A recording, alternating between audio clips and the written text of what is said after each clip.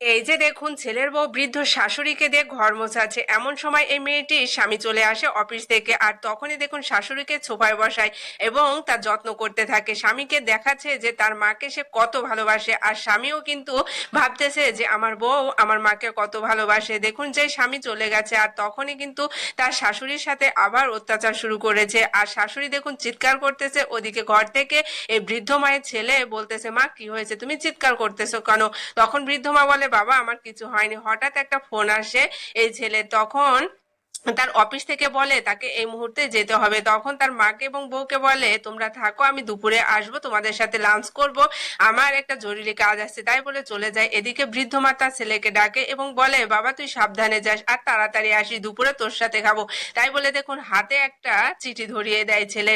আর ছেলে কিন্তু খুবই অবাক হয়ে গেল এবং সে ভাবতেছে যে সে মা তো আমাকে সামনাসামনি বলতে পারতো, কিন্তু চিঠি কেন লিখলো? তখন এই ছেলেটি বাইরে এসে সে চিঠিটা পড়ে এবং চিঠিতে লেখা ছিল, বাবা তোমাকে আমি বলতে পারি নাই, তোমার বউ আমার সাথে অনেক অত্যাচার করে, আমার গায়ে হাত তোলে। এসব শুনে দেখুন ছেলে খুবই অবাক হয়ে যায় এবং সে ভাবতে থাকে যে আমার বউ আমার সামনে কত ভালো মানুষ আছে, আমার মাকে কত যত্ন করে, আমি মনে করি আমার বউ কতই না ভালোবাসে। দেখুন যখন দরজায় কান পাতলো তখন শুনতে পেল তার বউ তার মায়ের সাথে খুবই খারাপ ব্যবহার করতেছে, তার মাকে বকাবকি করতেছে, তার মায়ের গায়ে হাত তুলতেছে। এগুলো সবই কিন্তু কান পেতে শুনতেছে।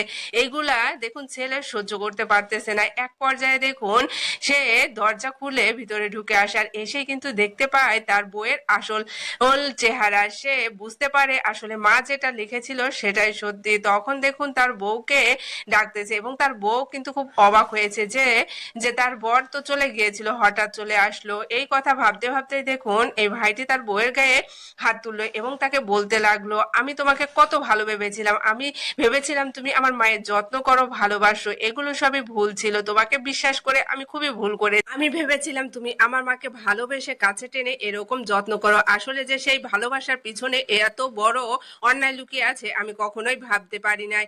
আর তুমি আমার মায়ের সাথে এরকম কিভাবে করতে পারো? এইভাবে যদি চলতে থাকে তাহলে কিন্তু তুমি আমার বাড়িতে থাকতে পারবে না। এই পৃথিবীতে আমার মা ছাড়া আর কেউ নেই, ভাই বাবা বোন কোনো কিছুই নেই। আমার মা কত কষ্ট করে আমাকে মানুষ করে এই পর্যন্ত নিয়ে এসেছে, আজ আমি প্রতিষ্ঠিত, আমার টাকার কোনো অভাব নেই, আর একমাত্র মাকে আমি দেখতে পারবো না, তোমার কারণে এটা কিন্তু হবে না। তাই বলে দেখুন এই ভাইটা তার মায়ের পক্ষ হয়ে কত সুন্দর একটা কাজ করলো তার বউয়ের বিপক্ষে। যে আসলে আমাদের সমাজে অনেক ভাইরা আছে যারা বউয়ের কথায় ওঠে আর বসে, বউয়ের কথাই কিন্তু চলে। এই বউয়ের কথার কারণেই কিন্তু তারা বৃদ্ধ বাবা মাকে দেখে না, রাস্তায় ফেলে দিয়ে আসে কিংবা বৃদ্ধাশ্রমে দিয়ে আসে। দেখুন এই ভাইয়ের মতো যদি সবাই হতো তাহলে কোনো বাবা মাই বৃদ্ধ হয়ে গেলে বউয়ের কাছে অবহেলিত